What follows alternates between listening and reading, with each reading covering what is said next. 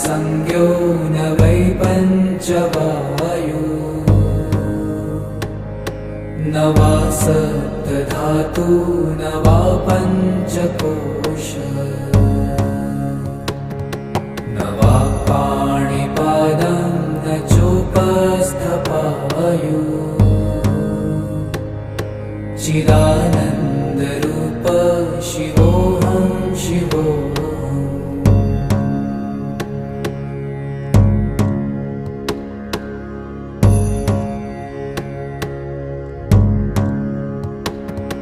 न मे द्वेषरागौ न मे लोभमोहौ